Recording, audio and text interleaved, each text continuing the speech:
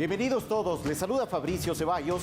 Gracias por acompañarnos en este repaso por los hechos que marcaron el 2019. Hoy junto a Carla Larrea revisaremos los acontecimientos que fueron y siguen siendo noticia en el país y el mundo. Carla. Fabricio, amigos televidentes, bienvenidos. Así es, lo más destacado en el ámbito político, económico, social, internacional y también deportivo lo revisaremos aquí en Resumen y Propósitos. Les recordamos que pueden participar a través de las redes sociales con el hashtag Resumen 2019. Bienvenidos.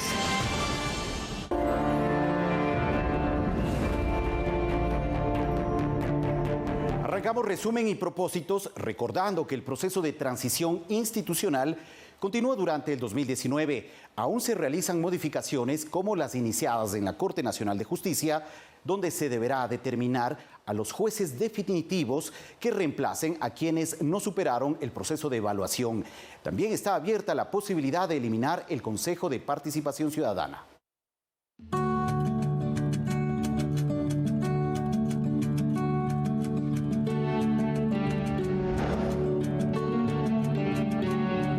Días antes de iniciar el año 2019, Ecuador tenía un nuevo vicepresidente. El 12 de diciembre, Otto Sonnenhösner había sido elegido como segundo mandatario, el tercero, en este gobierno. El guayaquileño llegaba con el objetivo de respaldar al Ejecutivo tanto en materia económica como social. Ser autoridad, ser humilde, sencillo, servir, atender, escuchar. Por eso nosotros queremos unir para gobernar. Fue la última transición del gobierno luego de la salida tanto de Jorge Glass como de María Alejandra Vicuña, ambos involucrados en actos de corrupción. Así arrancaba un año denominado de consolidación institucional en el país, a cargo del Consejo de Participación Ciudadana Transitorio, presidido por Julio César Trujillo. El 23 de enero, por ejemplo, terminaba el proceso de designación de los nuevos vocales del Consejo de la Judicatura. 5 días después, por su parte, se dieron a conocer los nombres de los 9 jueces que conformaban la Corte Constitucional, con lo cual se terminaba una vacancia en el organismo que se prolongó por 5 meses. Nos queda la Superintendencia de Bancos, nos queda la Defensoría Pública y yo creo que en esencia con eso hemos terminado ya los procesos de designación. Tras estas designaciones llegaron las elecciones seccionales para designar prefectos, alcaldes y concejales, así como para definir por primera vez en las urnas a los integrantes del Consejo de Participación Ciudadana definitivo, proceso celebrado el 24 de marzo. Y se declare y se proclame los resultados lo más pronto posible para que el 14 de mayo se puedan posesionar las nuevas autoridades. Al Consejo de Trujillo solo le restaba la designación de la primera autoridad de la Fiscalía, hecho que se produjo el 8 de abril, cuando se determinó que Diana Salazar quede al frente de dicha institución de control. De esta manera el trabajo de Trujillo y los demás integrantes del Consejo estuvo listo, aunque su despedida tuvo que demorar un poco más debido a la no proclamación de resultados para posesionar a sus reemplazos. Por eso dieron un informe de labores previo al cierre. Culminado esto, Trujillo tuvo una complicación de salud que terminó con su fallecimiento el 19 de mayo. Para rendir su último homenaje a un gran patriota, a un hombre que nos enseñó a respetar la democracia, la libertad, los derechos humanos.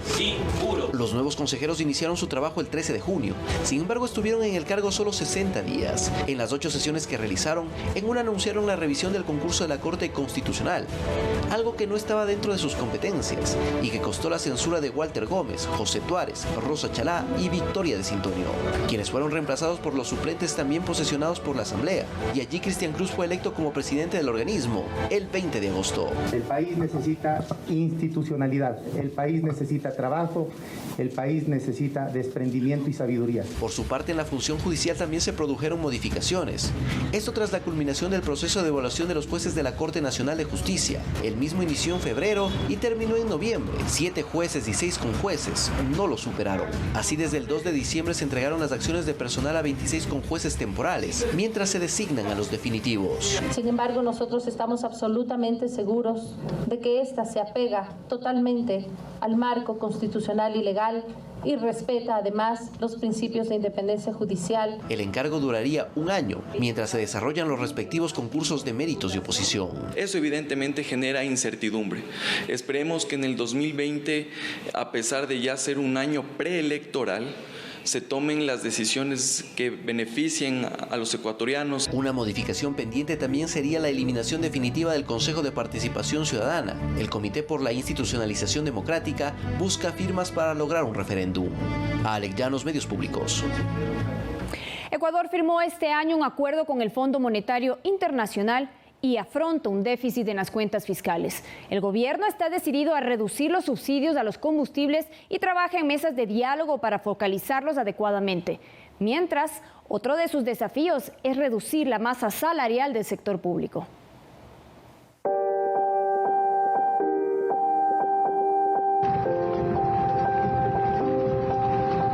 En marzo de 2019, el gobierno del presidente Lenín Moreno firmó un acuerdo con el Fondo Monetario Internacional para recibir $4.200 millones hasta 2021 e implementar diversas políticas para fortalecer el equilibrio fiscal y la dolarización, según las autoridades. Para proteger a los más vulnerables necesitamos estos recursos que nos van a permitir garantizar la sostenibilidad económica y enfocarnos en el gasto social. Adicionalmente, esta mirada al Ecuador de la comunidad internacional devuelve la confianza y restablece la confianza para que los inversionistas locales y externos puedan ampliar sus inversiones en el país. El acuerdo implicó también el apoyo financiero de organismos como el Banco Mundial, Banco Interamericano de Desarrollo, Banco de Desarrollo de América Latina por $6.000 millones. Pese a estos recursos internacionales, el déficit fiscal supera los $3.000 millones. Pero conservadoramente, haciendo relación ingreso-gasto, tenemos nosotros un déficit de 6.000 millones y lo que es más importante, ¿no? Estamos en recesión económica. A través del decreto 883 del 2 de octubre de 2019 se eliminó el subsidio a los combustibles extra y diésel. Pero se generó reacción social, un paro nacional y protestas que duraron más de 10 días. Hicieron que el gobierno suspenda el decreto y convoque al diálogo con la dirigencia indígena que lideró la protesta el domingo 13 de octubre. Sin embargo, el subsidio de los combustibles, según analistas, opera en sentido contrario a cómo debería funcionar, ya que beneficia a personas que sí podrían pagar el precio real de los combustibles. Además, grupos delincuenciales lo usan para el contrabando a países vecinos. Nosotros hemos subvencionado el norte del Perú y el sur de Colombia, porque la diferencia del precio es monumental. En 2018 el gobierno quitó el subsidio a la gasolina súper, pero focalizar el subsidio con gasolinas como la extra y el diésel no es fácil, explica el docente de la Universidad Católica Jorge Salgado. El tema del diésel es controversial. Yo considero es que se hará una reducción paulatina de los combustibles relacionados con el diésel. Es importante reconocer que el diésel no solamente está relacionado con la movilización, está incorporado en los procesos de transformación de toda la economía. De todas maneras, el gobierno está decidido a focalizar los subsidios a los combustibles y existen mesas de diálogo para el efecto.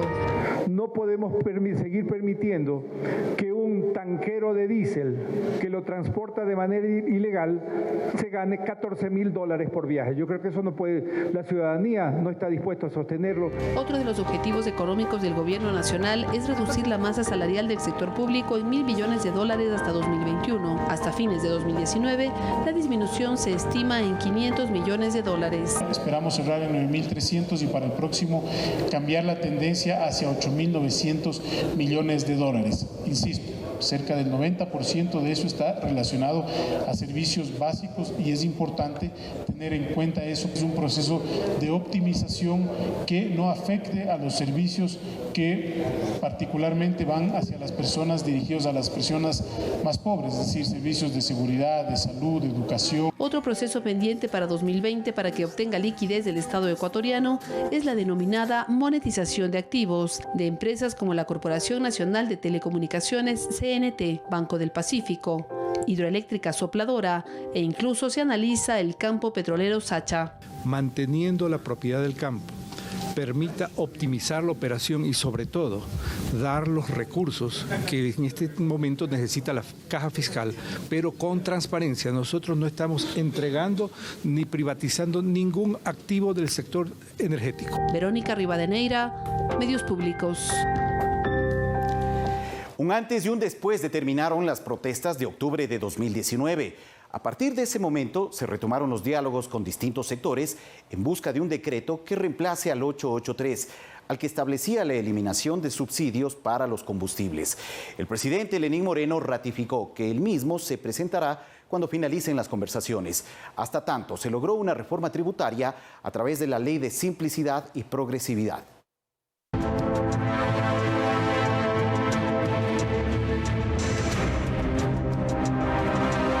La situación económica que enfrenta el país llevó al gobierno nacional a tomar acciones que buscan que quienes más tienen aporten mucho más. Es así que el martes 1 de octubre se anunciaron en cadena nacional medidas para superar esta crisis. Las decisiones que he tomado son decisiones postergadas durante décadas. Muchos de mis opositores, muchos de mis críticos y futuros candidatos no lo van a decir en público, pero lo dicen en privado y lo saben. Esta es la decisión clave para el futuro del Ecuador. Fue a través del decreto ejecutivo 883, donde entre otros aspectos se liberalizaba el precio de la gasolina extra y del diésel, evitando así que recursos que son subsidiados por el Estado se fuguen a través del contrabando. Esta medida, por ejemplo, regía desde el 3 de octubre y en la noche previa, las estaciones de despacho de combustible estuvieron abarrotadas. No obstante, fue a partir de esa fecha donde iniciaron las protestas. En primer lugar, desde el sector transportista, que anunció una suspensión de actividades, la que fue en aumento hasta dejar a la ciudadanía sin movilización. Ni hasta Guayaquil no hay.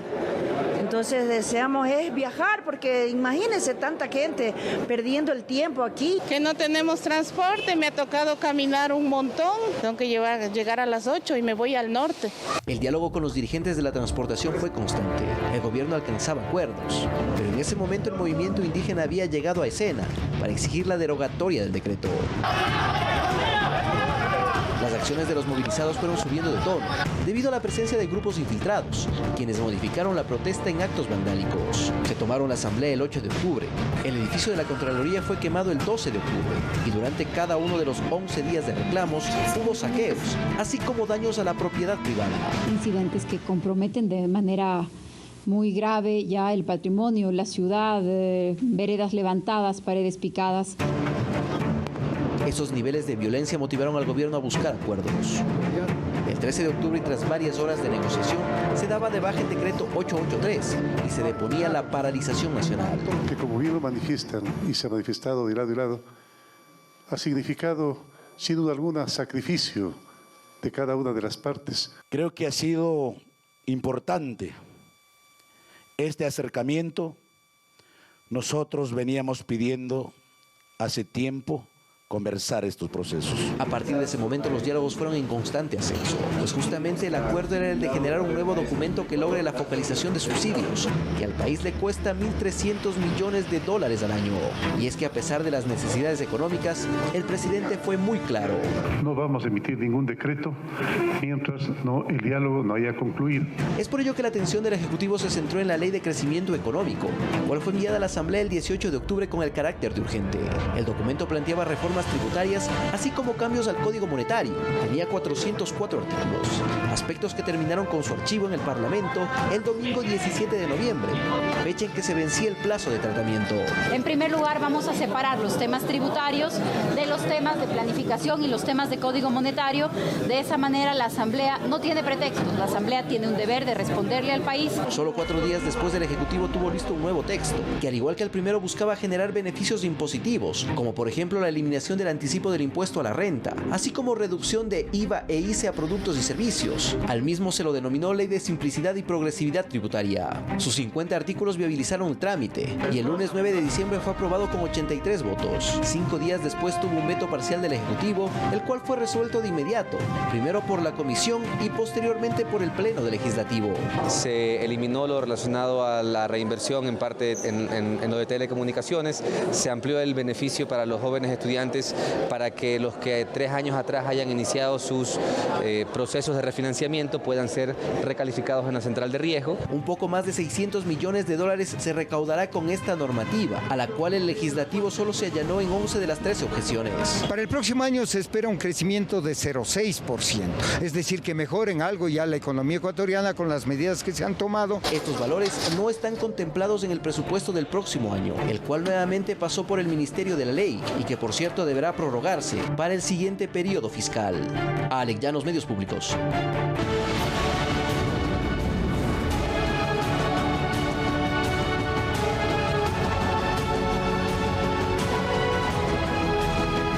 El 28% de los ecuatorianos emprendieron en su propio negocio. Hasta septiembre del 2019, el sector de la economía popular y solidaria generó $104 millones. En este año, a través de la vicepresidencia, se impulsó el fortalecimiento de esta iniciativa para facilitar la búsqueda de mercados internacionales y el acceso a créditos.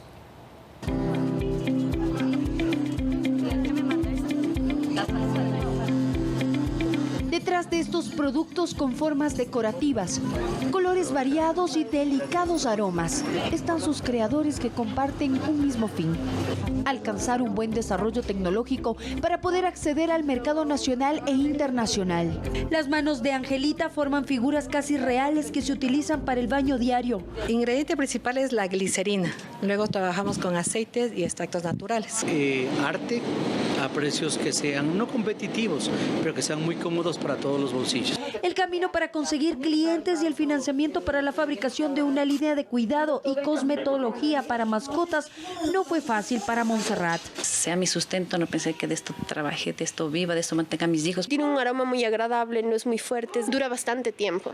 Los hermanos Revelo le apostaron a la seguridad para evitar el robo de vehículos. Crearon un dispositivo que se instala en una de las llantas. Y permite desinflar los neumáticos para que la acción del criminal quede frustrada. En Ecuador, el 28% de la población es emprendedora, según el Instituto Nacional de Economía Popular y Solidaria. Hasta septiembre de 2019, el sector generó ventas por $104 millones. Que 9 de cada 10 empleos generados son a través de una empresa o un emprendimiento. El tema de emprendimiento, más allá de una moda, ya es una manera de vivir. La vicepresidencia de la República, a través del Plan Toda una Vida, apoyó las ideas innovadoras y de pequeñas empresas como un motor para la economía. Convocar a toda la gente que esté emprendiendo o interesada en emprender en el país. En noviembre de 2019 se realizó la Semana del Emprendimiento y una ronda de negocios para dinamizar las ventas en este sector. El Ministerio de la Producción, Comercio Exterior e Inversiones administró un presupuesto en cooperación con organismos internacionales como Naciones Unidas.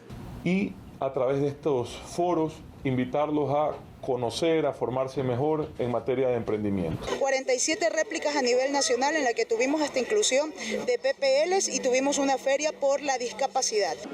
Uno de los ejes a los que se puso mayor énfasis fue el apoyo a los jóvenes. Algunos estudios que dicen que el 30% de los jóvenes ecuatorianos se dedican al emprendimiento. Se haber financiado 1.000 emprendimientos a jóvenes emprendedores nuevos y que tengan un efecto diferenciador. El Ministerio de la Producción, Comercio Exterior e Inversiones administró un presupuesto de $140.000 anuales en cooperación con organismos internacionales como Naciones Unidas. El 2019 llegó a cerca de 51 millones la cooperación internacional, no solo en tema de producción, sino en muchas de las aristas. Según Torres, se obtuvo la calificación de la Secretaría Nacional de Educación Superior, Ciencia, Tecnología e Innovación para la primera incubadora pública con oficinas de escala nacional. Allí los ciudadanos pueden desarrollar sus ideas, elegir un logotipo, buscar el empaquetado y definir los mercados. Que se posesionen en un mercado donde no mueran en aquel valle de la muerte del emprendedor. Cerca de 12.000 asistencias técnicas a todos los emprendedores a todo lo largo de la cadena de valor. 1.400.000 personas se registraron en 2019 mediante el Registro Único Artesanal y el Registro Único de MIPYMES. Pudieron acceder a créditos en Banecuador con términos flexibles de pago. Solo con Banecuador hemos entregado ya más de $2.200 millones para emprendimientos. Que va hasta 10 años plazo, con periodos de gracia. Tienes problemas de pago, te refinanciamos. Nuestro objetivo es que el negocio no caiga, no muera, no quiebre. Entre las principales actividades de la economía popular y solidaria se encuentran los servicios de catering y limpieza, textil, artesanías, turismo, agroalimentación, construcción y productos básicos. Valeria Villarroel, Medios Públicos. Luego de las paralizaciones de octubre y las afectaciones en 20 campos petroleros, la producción de crudo volvió a niveles normales. Se espera que aumente la cifra en este 2020. Existen varios proyectos como la ronda Intracampos y el desarrollo de más plataformas en el Ispingo, Tambococha, Tiputini.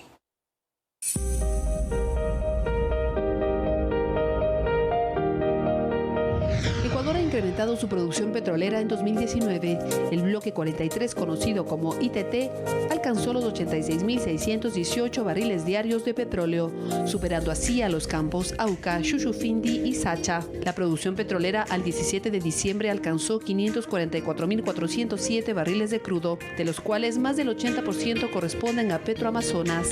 La meta es aumentar la producción en 2020. Tenemos prevista un crecimiento promedio de 21.000 barriles diarios. ¿Por qué digo promedio? Porque debido a la naturaleza de los campos que son explotados principalmente por las empresas, por las compañías privadas. Pero a criterio del funcionario, un hecho que marcó un hito en el sector hidrocarburífero fue la venta de crudo spot, que significó ingreso de recursos al país y además la renegociación de los contratos de preventa petrolera con 3 empresas internacionales. Por un monto aproximado de 1.400 millones de dólares. Ventas abiertas, no a dedo. Segundo, revalorización del crudo por los montos que hemos obtenido. Esto es producto del proceso de renegociación de los contratos con Petrochina, Petrotailandia y Unipec. De tal manera de liberar crudo y poder maximizar el precio que ahora felizmente se encuentra estable en los niveles que conocemos por encima de los $50 de WTI, sino que en la fórmula del precio específicamente buscamos siempre tener una ganancia desde cualquier punto de vista para Petroecuador. Debido a las paralizaciones de octubre que afectaron a 20 campos petroleros en las provincias de Orellana, Sucumbíos y Napo, el sector perdió $136 millones y el Estado dejó de percibir $83 millones por concepto de ventas de crudo. Más allá de eso, el sector petrolero busca crecer más en 2020 con varios proyectos de desarrollo de otros campos. El desarrollo de Ispingo de las plataformas que están pendientes y la Ronda Suroriente, además de proyectos que mediante la figura de gestión delegada de activos, que significa que el Estado mantiene la propiedad, buscamos socios estratégicos que con reglas claras inviertan y permitan potenciar todo el crudo que tenemos. Mientras que en otro ámbito económico, la recaudación de impuesto a la renta a noviembre de 2019 fue $4.495 millones, en impuesto al valor agregado $6.157 millones, 837 millones de impuesto a los consumos especiales, mientras que en impuesto a la salida de divisas, el estimado es $1.049 millones. La directora del SRI refirió la cifra global recaudada en 2019. Se tiene previsto que superará los $14.200 millones, que viene derivado, por supuesto, de esa recaudación ordinaria de la mejor cultura tributaria del contribuyente. En 2020 ya existen proyecciones de recaudación de impuestos. Solo lo que es recaudación del Servicio de Rentas Internas a 13.910 aproximadamente que está en la proforma, y consecuentemente pues los siguientes años se irá incrementando. A esto se sumarían alrededor de $620 millones por la Ley de Simplicidad Tributaria. Verónica Rivadeneira, Medios Públicos. Carla, es momento de hacer una pausa aquí en Resumen y Propósitos. Así es, Fabricio, recordarles a todas aquellas personas que nos acompañan que pueden participar a través de las redes sociales con el hashtag Resumen 2019. Regresamos enseguida con el detalle más importante de las noticias de este año. Sigan con nosotros.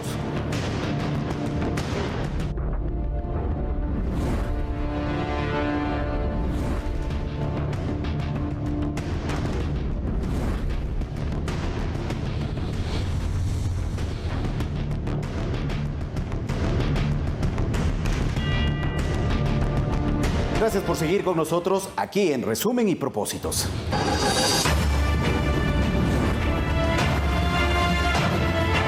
Seguimos con la información y las misiones solidarias son un eje transversal en la política del gobierno para erradicar la pobreza extrema en el Ecuador.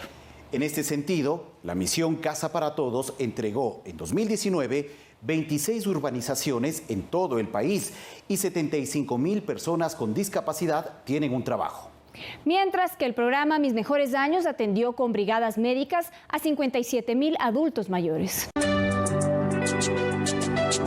Desde hace un año, María Narcisa Sevilla y su hijo Roosevelt Guamangate sienten paz. Antes arrendaban un solo cuarto de menos de 3 metros de ancho, en donde distribuían su sala, comedor y cocina y no contaban con servicios básicos. Todo cambió cuando recibió su nueva vivienda en la urbanización Amanecer Pujilicense en el cantón Cotopaxi. Más antes sufría porque papá de mi hijo igual no da nada y con eso nosotros sentíamos mal y cada mes tocaba pagar el arriendo y agua y luz como nosotros consumíamos. Pero ahora, gracias a Dios, señor gobierno, nosotros ahora vivimos tranquilo. La misión Casa para Todos cuenta con 26 urbanizaciones entregadas en todo el país. 300,000 personas en situación de pobreza y pobreza extrema se encuentran habitando en estos conjuntos habitacionales. Con una casa digna, con espacios comunitarios, con salas comunitarias, con juegos, con espacios verdes, como ustedes pueden ver, ellos salen de una situación de pobreza.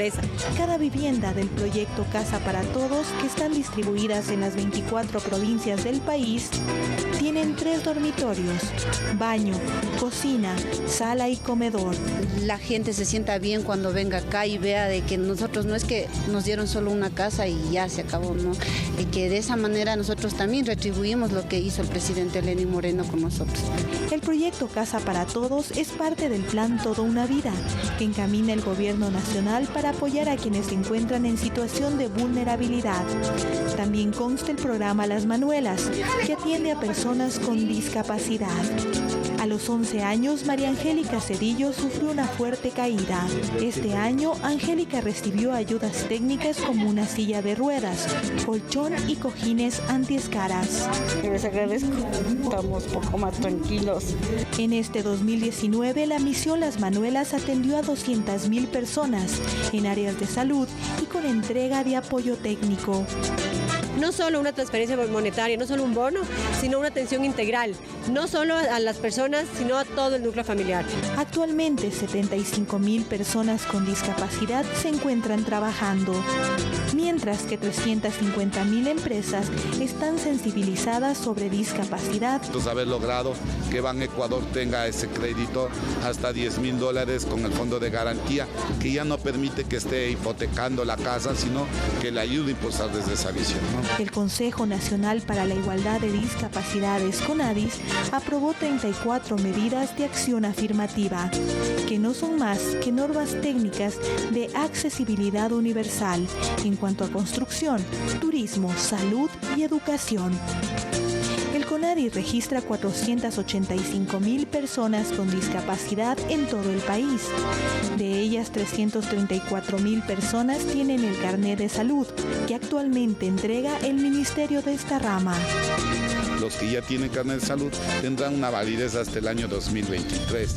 Otro de los ejes importantes del plan Toda una Vida es la misión Mis Mejores Años, que promueve el envejecimiento activo y saludable de las personas mayores de 65 años. En esta línea, en 2019 se atendió a 57.000 adultos por las brigadas médicas y se entregó una pensión de $100 para los adultos mayores. En total se entregaron 300.000 bonos de discapacidad, Mis Mejores Años y Joaquín Gallegos Lara. Pero aún hay retos pendientes. Creemos que educación hay que trabajar mucho. Otro tema de la accesibilidad al medio físico y el transporte público. En 2020 el CONADIS tiene previsto abrir un centro de transferencia para personas sordas. María Elena Vaca, Medios Públicos.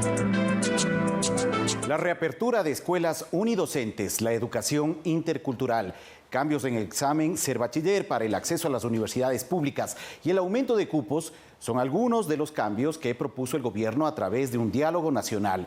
7 mesas se instalaron para alcanzar el mejoramiento de la calidad educativa.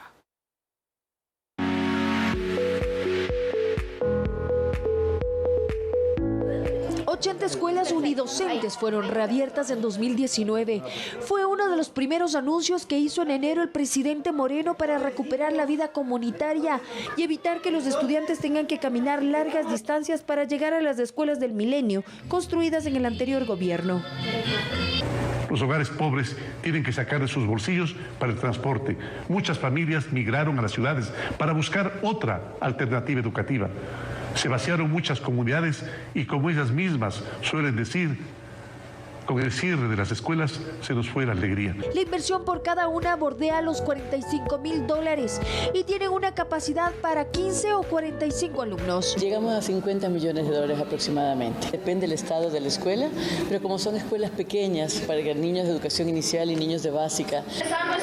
El trabajo inició con la suscripción de un acuerdo nacional por la educación que involucró autoridades, organizaciones no gubernamentales y representantes de la sociedad civil, en el que establecieron 7 mesas de análisis. Queremos que los centros educativos estén diseñados de acuerdo a nuestras necesidades sociales, académicas, físicas, de seguridad y de salud.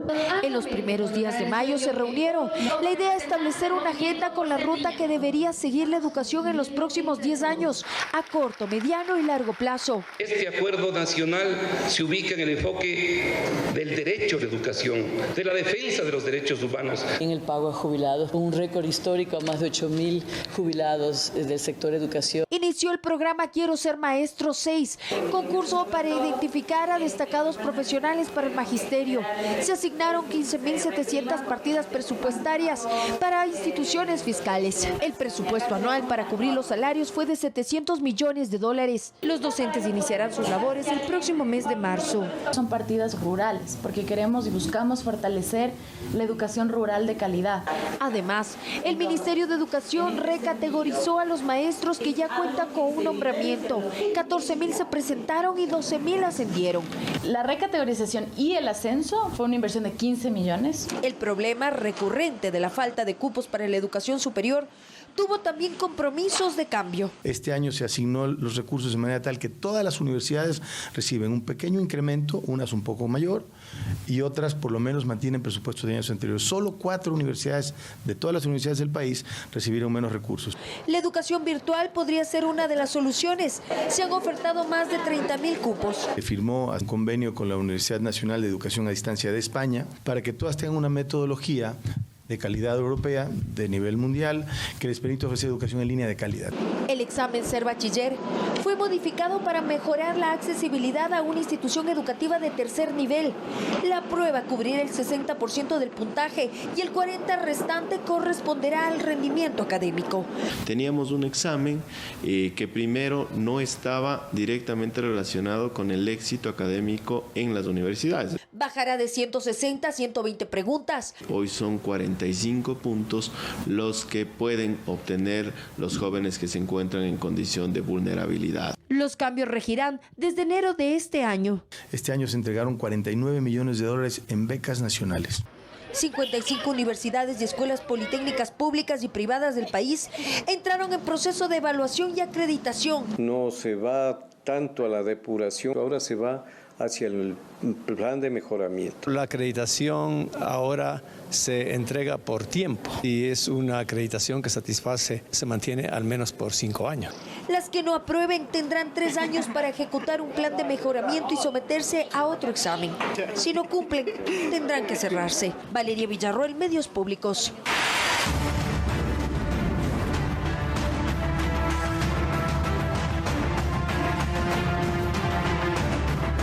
Durante el 2019, el gobierno impulsó sus relaciones internacionales con el afán de consolidar alianzas que mejoren los objetivos de crecimiento económico y productividad del país. Ecuador al momento forma parte activa de 5 bloques regionales. Este 2019 cumplió las metas y las expectativas de la diplomacia ecuatoriana en referencia a mostrar al Ecuador como un país de oportunidades, óptimo para el desarrollo de inversiones y sobre todo, podría no ser vista como una nación que sigue con el membrete de la militancia del socialismo del siglo XXI. Analistas consideran que el giro en las relaciones internacionales del Ecuador vino dado tras la visita al Ecuador del vicepresidente de los Estados Unidos, Michael Pence, en junio del 2018. No hay que temer este acercamiento, más bien hay que ver los hechos positivos de este acercamiento, en términos de seguridad, en términos de capacitación en seguridad, en términos de cooperación interinstitucional. Desde esa fecha en adelante se trazó una agenda común de cooperación. Pilar estructural de esa nueva cara de la diplomacia tricolor fue la decisión soberana del país de retirar el asilo político al fundador de Wikileaks, Julian Assange. El presidente Lenín Moreno anunció al mundo de esta decisión con el argumento de que Ecuador ya no soportó más la conducta irrespetuosa y agresiva del programador asilado en la embajada ecuatoriana en Londres. Ya no más, ya no va más. De ahora en adelante, la dignidad recuperada y el Ecuador otra vez soberano, como debió ser siempre. La mirada del gobierno ecuatoriano no se ha centrado solamente hacia los Estados Unidos. Este 2019 ha fortalecido los cimientos para que nuestro país avance en el camino para sellar el ingreso a bloques económicos de cooperación regional. El 2020 será, posiblemente, el año de definiciones respecto al ingreso formal a la Alianza del Pacífico, donde Ecuador participa como un país observador. Las economías de los países miembros de este bloque, México, Colombia, Perú y Chile, representan el 38% del Producto Interno Bruto de América Latina, con un potencial mercado de 225 millones de personas. Aquí lo que se está haciendo es un hincapié, un enfoque directo a lo que tiene que ver con relaciones de comercio. Desde el 1 de enero del 2017, Ecuador mantiene un acuerdo comercial con la Unión Europea. La meta, al cerrar el 2019, era alcanzar una exportación de productos ecuatorianos a Europa por más de 3.300 millones de dólares. El acompañamiento de expertos de la Unión Europea fue permanente para que no solo los grandes exportadores lleguen a ese mercado, sino aquellos dedicados a la pequeña y mediana empresa. Tenemos también un proyecto bilateral de unos 10 millones para ayudar efectivamente a los MIPYMES, los pymes. Las relaciones internacionales del Ecuador se concretaron también desde otro ámbito. Por primera vez en la historia, Quito fue sede de las reuniones de la Comisión Interamericana de Derechos Humanos, CIDH.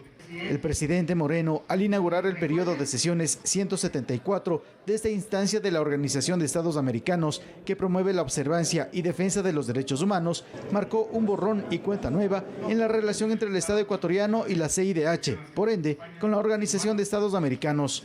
La importancia que ahora Ecuador otorga al sistema interamericano de los derechos humanos. El inicio de las sesiones en Ecuador coincidió con los 60 años de conformación de la Comisión Interamericana de los Derechos Humanos. Que para todo Estado democrático, este tiene el deber de fortalecer el sistema interamericano de derechos humanos como una garantía para los y las ciudadanas. Ecuador ratificó su compromiso de respetar y hacer cumplir los derechos humanos de sus conciudadanos. Porque esta reunión tiene lugar en momentos en los que el país se ha reposicionado en el escenario internacional en condiciones de independencia, pragmatismo y dignidad, desmarcándose de alianzas excluyentes definidas desde afinidades ideológicas.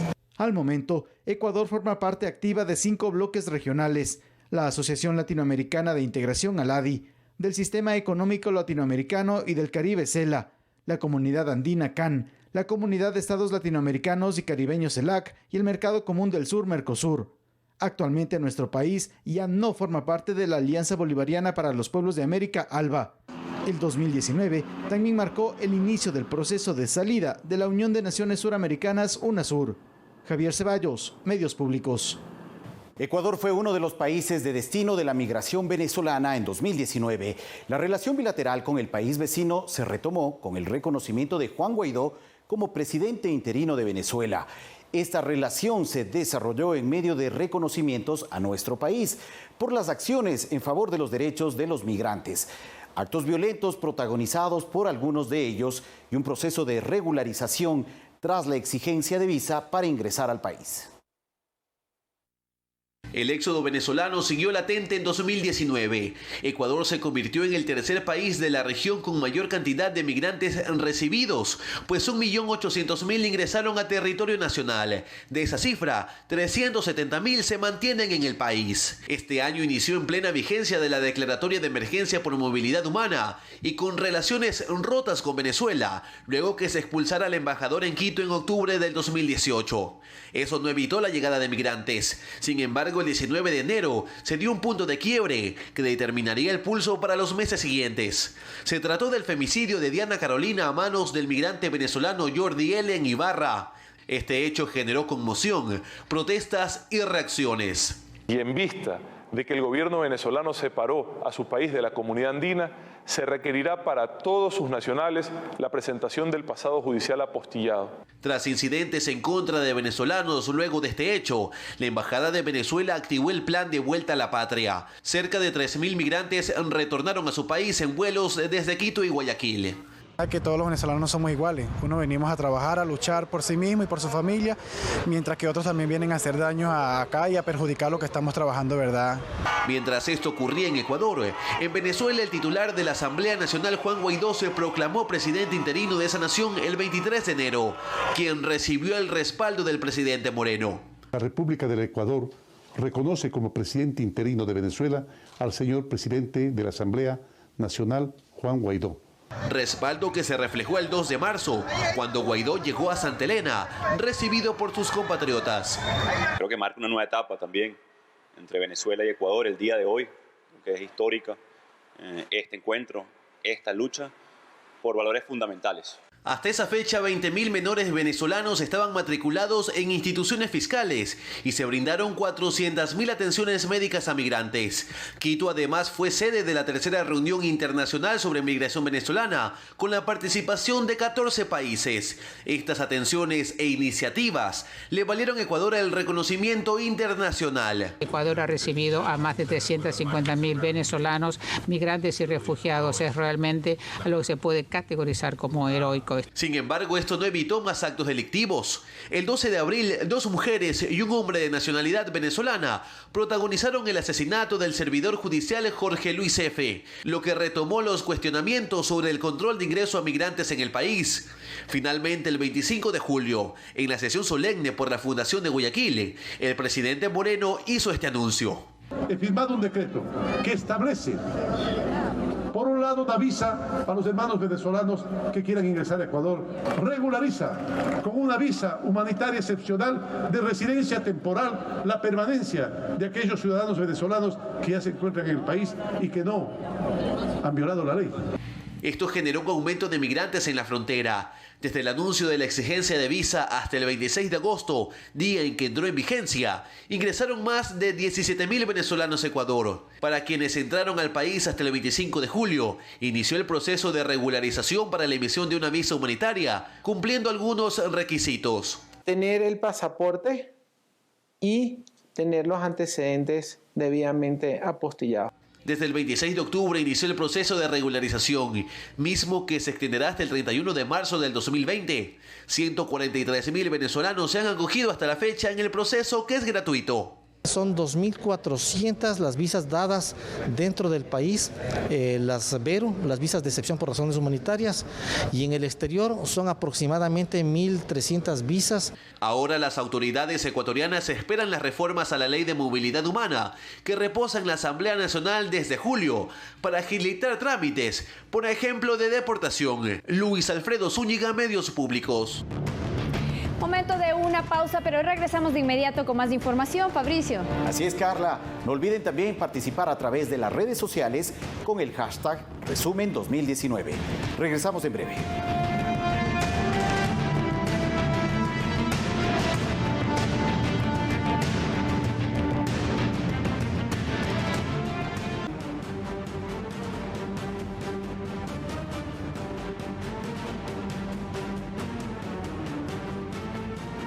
Con nuestro especial resumen y propósitos. Gracias por continuar en nuestra señal. Este año se develaron nuevos casos de corrupción en el país. El de mayor connotación fue el denominado Sobornos 2012-2016. Les presentamos un resumen de los esfuerzos coordinados de diversas instituciones del gobierno por combatir esta problemática.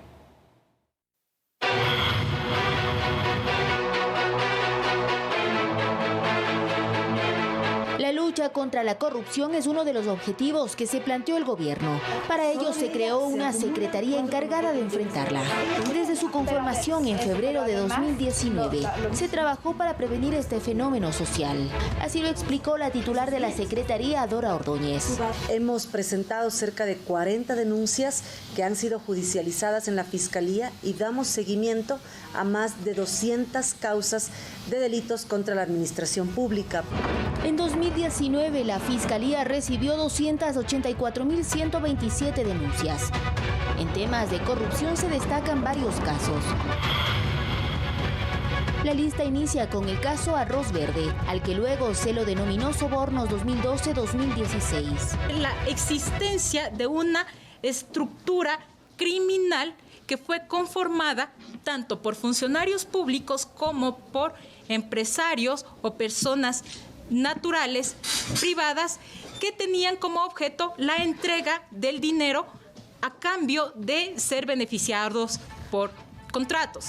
24 personas son investigadas, entre ellas el exmandatario Rafael Correa, el ex vicepresidente Jorge Glass, el ex secretario jurídico de la presidencia Alexis Mera y 3 exministros de Estado. Según las pericias realizadas, se determinó que los sobornos entregados a funcionarios públicos ascenderían a $7.8 millones. Este 3 de enero se conocerá si irán o no a juicio. La adjudicación del pozo petrolero Singue en Sucumbíos también se judicializó. La Fiscalía inició una investigación por las presuntas irregularidades en la negociación y la firma de convenios, que habrían generado un perjuicio para el Estado de 28.5 millones de dólares. En este caso, 15 personas están llamadas a juicio por el delito de peculado, entre ellas el ex vicepresidente Jorge Glass, los exministros Carlos Pareja Yanuseli y Wilson Pastor. Carlos Pareja Yanuseli recibió su quinta sentencia por la red de corrupción al interior de Petroecuador, sumando 37 años en condenas. Además, tiene otros 15 procesos judiciales abiertos en su contra. En 2019 se ratificó la sentencia de 6 años para el ex vicepresidente Jorge Glass y su tío Ricardo Rivera por asociación ilícita debido a la trama de corrupción de Odebrecht en el país. Proceso del que se abrieron otras investigaciones, como el caso de Acelec por lavado de activos, donde se habría identificado un perjuicio al Estado por 14.6 millones de dólares. También se continuó con la investigación de actos irregulares al interior del Instituto Ecuatoriano de Seguridad Social. María Sola Rea, una de las personas de confianza del exministro Ramiro González, obtuvo 4 sentencias y se la vinculó en 2 casos más. Actualmente debe pagar al Estado en indemnizaciones 4.4 millones de dólares. Otro funcionario del correísmo y ex candidato presidencial, Iván Espinel, también fue sentenciado en última instancia por lavado de activos a 10 años de prisión, al no justificar movimientos en sus cuentas bancarias que bordeaban los $700.000. Además, tiene una investigación por el delito de peculado.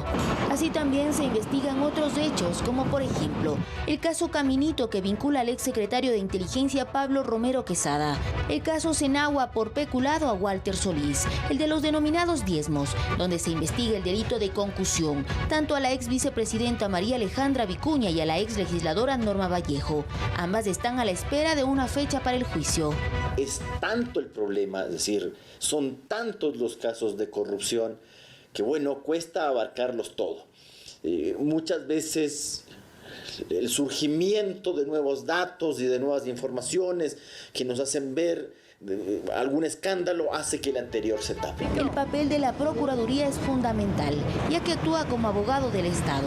Por esta razón se convirtió en acusador particular de delitos donde de por medio está el interés público y el patrimonio del Estado. Que al final la indemnización que tengan que pagar quienes sean condenados por los jueces que actuarán con estricto apego a la ley, revierta al Estado y que la impunidad no campee. Por ello, uno de los desafíos para el 2020 es la recuperación de los recursos económicos. Trabajamos también en la generación de un sistema nacional de recuperación de activos, en donde a través de los mandamientos de ejecución del sistema judicial se puedan recuperar 114 millones de dólares que tienen sentencias en firme. Asimismo, la Contraloría General del Estado debe trabajar en la recuperación a través de coactivas de más de 900 millones de dólares. Según reveló el vicepresidente de la República, Otto Sonnenholzner, hasta el momento el gobierno nacional logró recuperar 16 millones de dólares por concepto de lucha contra la corrupción. Olga Velasco, Medios Públicos. La cantidad y calidad de las leyes, así como el trabajo de fiscalización y la institucionalidad del Parlamento, son factores determinantes a la hora de evaluar su gestión. Quedan deudas por saldar en las reformas a la Ley de la Función Legislativa para transparentar la rendición de cuentas, la participación ciudadana y la innovación del primer poder del Estado.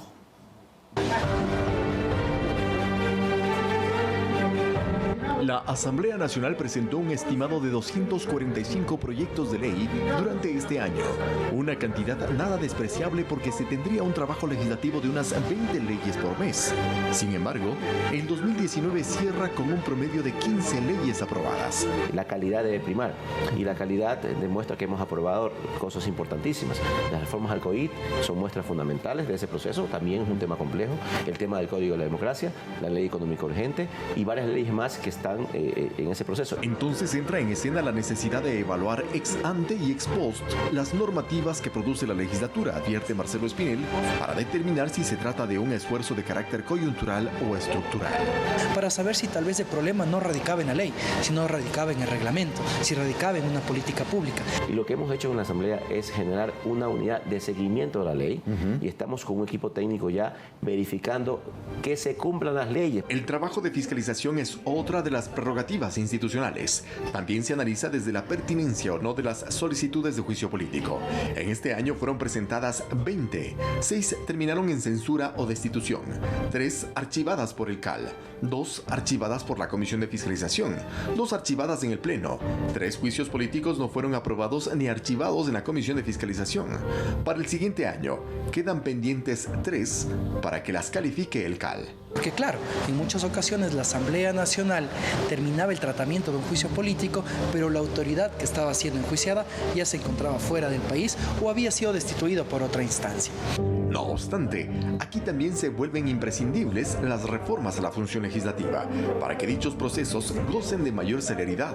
Pero también que no se conviertan en herramientas de persecución coyuntural. Siempre vamos a apostar por la fiscalización, siempre vamos a apostar en pos de eliminar la corrupción. Sin embargo, esto como un tema absolutamente personal, yo estoy un poco en contra de que por cualquier cosa se presenten juicios políticos. Finalmente, el fortalecimiento institucional es otro de los ejes de evaluación de la Asamblea, sobre todo porque históricamente la baja aceptación y credibilidad es la carta que exhibe la ciudadanía ante su accionar. No existe parlamento en el mundo en el cual la calificación de un parlamento sea alta. Pero hay otros criterios adicionales por los que se expresa esta consideración, como el llamado cambio de camiseta o transfugismo. Que el cambio de partido político puede darse únicamente en una ocasión cada 2 años. Y no solo eso, el ausentarse al trabajo en comisiones o en el mismo plenario es otro factor que merece atención.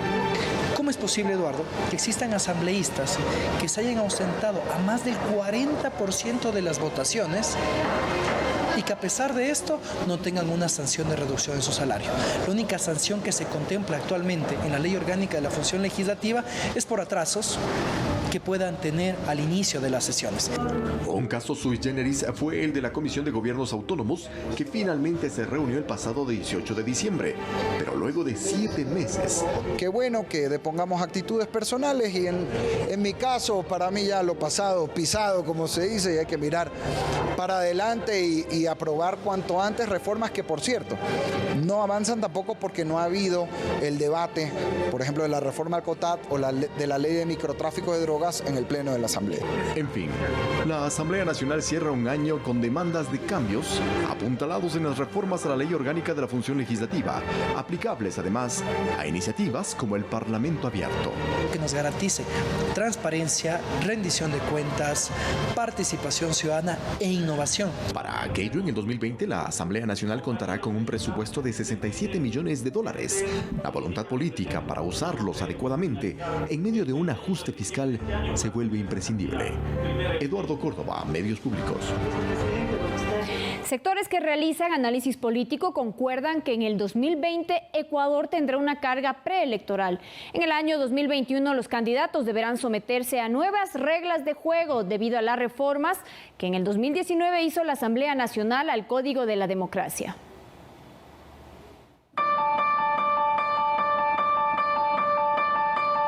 En el periodo republicano, la forma de ejercer el voto en Ecuador ha sido cambiada al menos 9 veces.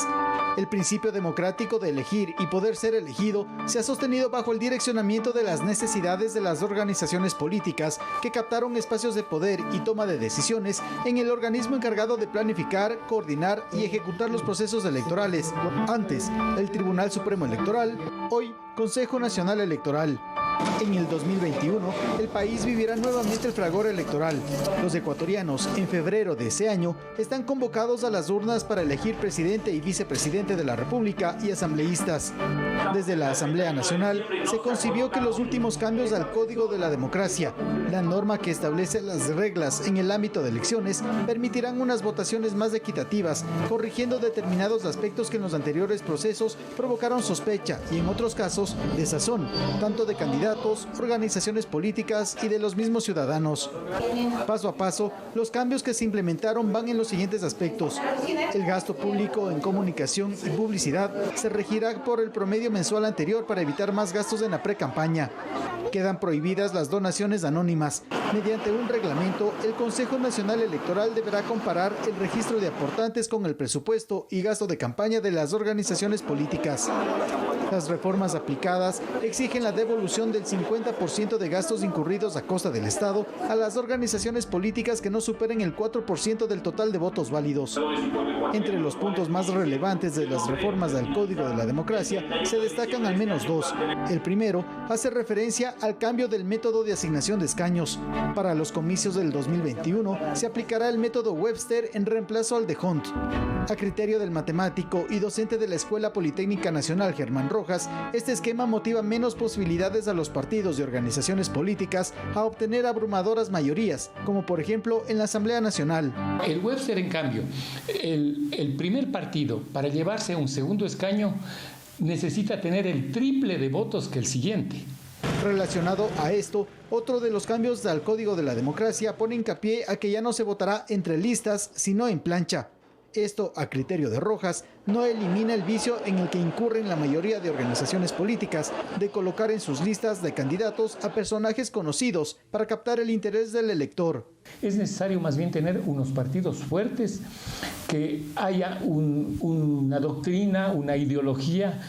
El expresidente del desaparecido Tribunal Supremo Electoral, Jorge Acosta, opina que a la Asamblea se le pasó por alto corregir el mecanismo aplicado en los últimos comicios de los distritos electorales, que han servido única y exclusivamente para dar ventajas a ciertos grupos y a ciertos partidos políticos, ¿no es cierto? En las reformas replanteadas para los siguientes comicios se incorporó el principio de paridad de género, es decir, será obligatorio para partidos y movimientos que mujeres encabecen al menos del 50% de listas uni- y pluripersonales. Hemos aprobado una reforma que muchos creían imposible. Más allá de estos cambios, la reflexión pasa por saber qué garantía darán las autoridades electorales a los ciudadanos sobre la transparencia y limpieza de las próximas elecciones, tomando en cuenta los problemas por pugnas internas que el país ha visto al interior del Pleno del Consejo Nacional Electoral. Sumado además al juicio político en contra de la presidenta del organismo, Diana Tamaint, por supuesto incumplimiento de funciones. Ahora tenemos un poco más de un año o un año exactamente, que quisiéramos tener más tiempo para hacer muchas otras cosas más, otros temas. Eso es conducta de la autoridad electoral y conducta de quienes controlan el tema elecciones. A más de un año de las elecciones, ciudadanos consultados saben de antemano que una buena decisión pasa también por el compromiso y preparación del votante. Deberíamos ver a quién elegimos. Ponernos a revisar y ver de dónde. Este 2020 se proyecta como un año preelectoral. A esperar entonces si los cambios implementados en la normativa cumplen su cometido. Javier Ceballos, Medios Públicos.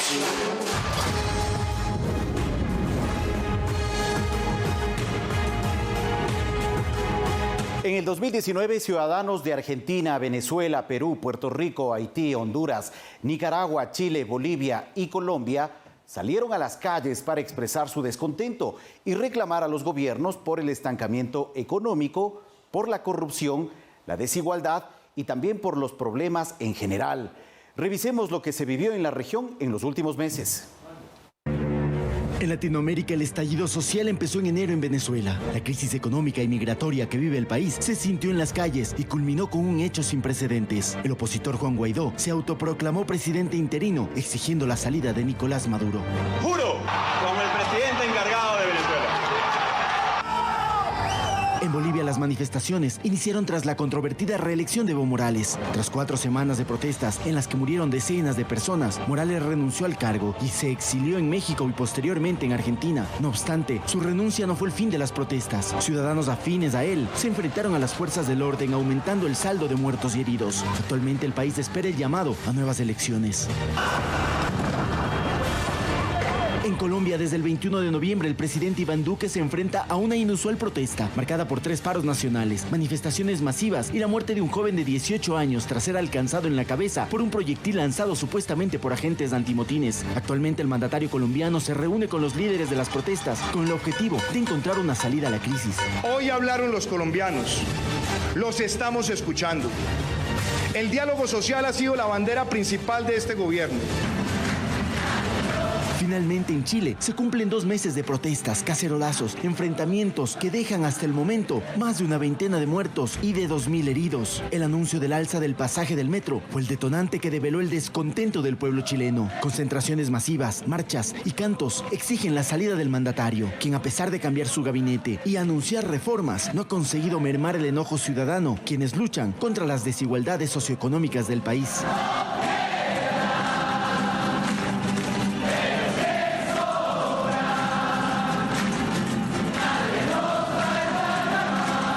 Además, las marchas en Chile dejan en este 2019 un fuerte mensaje feminista que se riega por todo el mundo. El violador eres tú. Y la culpa no era mía, ni dónde estaba, ni cómo vestía. Paco Urbina, Medios Públicos.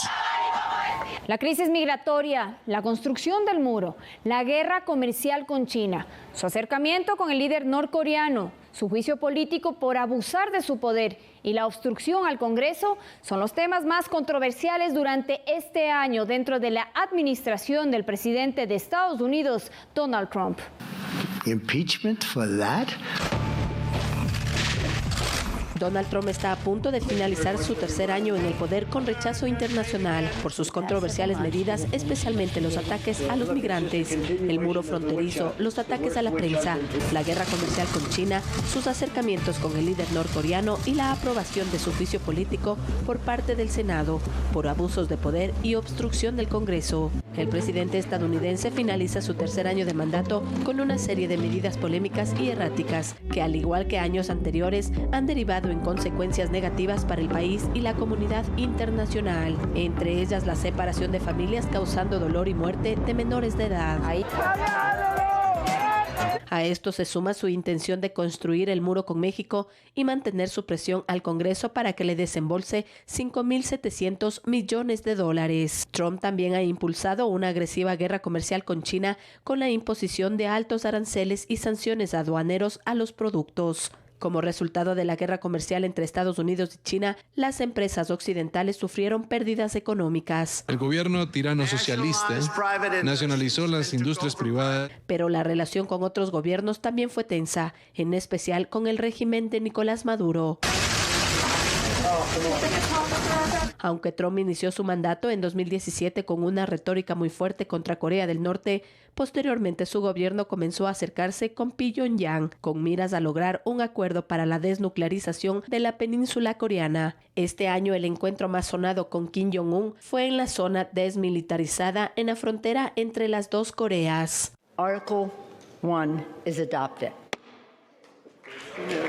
Y finalmente su juicio político, que fue aprobado hace pocos días por la Cámara de Representantes.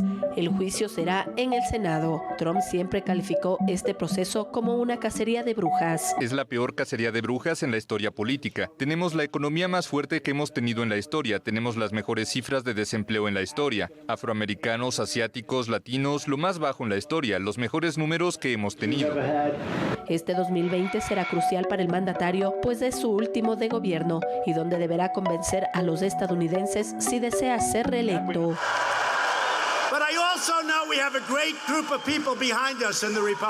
Fernanda de la Bastida, Medios Públicos. En 2019, países de Centro y Sudamérica realizaron varios procesos electorales. De inmediato, un breve resumen. 6 procesos electorales marcaron América Latina este 2019. El Salvador, Panamá y Guatemala eligieron a sus presidentes en el primer semestre del año. El candidato conservador de la Gran Alianza por la Unidad Nacional, Nayib Bukele, alcanzó la presidencia de El Salvador en febrero, marcando un hito en la historia del país centroamericano, ya que rompe con el bipartidismo y la alternancia en el poder de la izquierda y derecha tradicional que gobernaron en los últimos 30 años. En Panamá, Laurentino Cortizo, del Partido Revolucionario Democrático, triunfó en mayo en el proceso electoral más ajustado que ha vivido el país, mientras que Alejandro Giammattei alcanzó la presidencia de Guatemala tras vencer en unos comicios marcados por la abstención al voto. En el segundo semestre de 2019, Bolivia desarrolló un proceso electoral en el que Evo Morales fue elegido para su cuarto mandato consecutivo. Las elecciones fueron cuestionadas por un presunto fraude electoral, hecho que desacreditó el proceso y obligó a la renuncia de Evo Morales. Ahora, con un nuevo tribunal electoral conformado por la presidenta interina Janine Áñez, se convocará a unas nuevas elecciones en 2020. Los comicios presidenciales en Argentina dieron la victoria a la dupla del peronista Alberto Fernández y la expresidenta Cristina Fernández. Así, el liderazgo del país regresa a un partido progresista, mientras que la derecha retorna al poder en Uruguay con Luis Lacalle Pou, luego de 14 años de mandato del partido de izquierda Frente Amplio. Coralía Pérez, Medios Públicos. Los desastres naturales en 2019 afectaron a poblaciones a nivel global.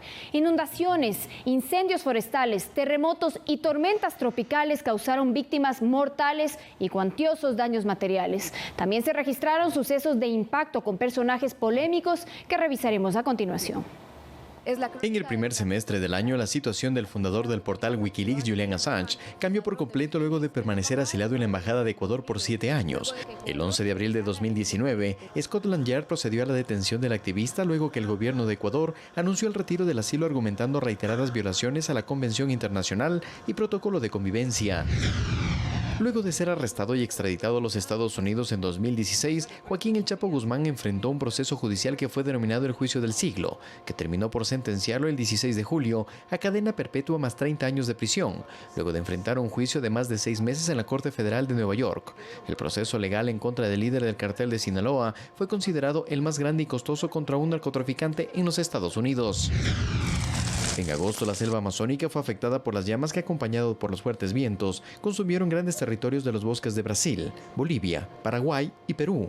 El G7, al que pertenecen Canadá, Francia, Alemania, Italia, Japón, Reino Unido y Estados Unidos, aprobaron un fondo de $22 millones para ayudar a las labores de combate a los incendios. En California, Estados Unidos, en octubre los incendios forestales obligaron a evacuar a más de 200,000 personas de sus viviendas por el riesgo que representaban las llamas al no poder ser controladas en parte por las fuertes ráfagas de viento, que dificultaban las labores de control de los bomberos. Los incendios forestales afectaron gravemente a Australia en los últimos meses del año, obligando a declarar el estado de emergencia por 2 ocasiones. La vida silvestre del país se ha visto gravemente afectada. Grandes extensiones de bosques han sido consumidos pese a los esfuerzos de los bomberos, que no tienen tregua por la ola de calor que registra el país y por las corrientes de aire que encienden las llamas en zonas vulnerables. Los movimientos telúricos también causaron víctimas mortales y heridos en este 2019. El 24 de septiembre en Pakistán, un terremoto de 5.8 grados de intensidad causó la muerte de 38 personas y dejó a más de 300 heridas. 2 días después, en Indonesia, un terremoto de 6.5 grados en escala de Richter sorprendió a la población del archipiélago de las Molucas en el este del país, dejando 40 víctimas mortales y otras 100 heridas. Albania también fue afectada por 2 terremotos, uno en septiembre de 5.6 grados de intensidad y el más destructivo que se registró a finales de noviembre de 6.4 grados. En esta ocasión se registró 53 víctimas mortales y el colapso de edificios y viviendas. 2019 será recordado también por las inclemencias del clima que causaron inundaciones en el continente europeo.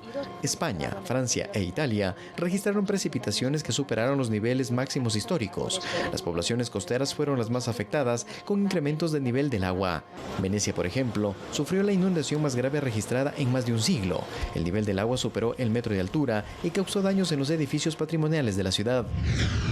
Las tormentas tropicales también dejaron devastación a su paso. El más destructivo en nuestro continente, de categoría 5, Dorian, causó daños en las Bahamas e islas del Caribe, dejando 70 muertos y cientos de desaparecidos. Carlos Flores, Medios Públicos. Nueva pausa en Resumen y Propósitos. Al volver, lo más destacado del ámbito deportivo en el 2019. Lo invitamos a participar de este espacio a través del hashtag Resumen 2019. Regresamos enseguida con más información.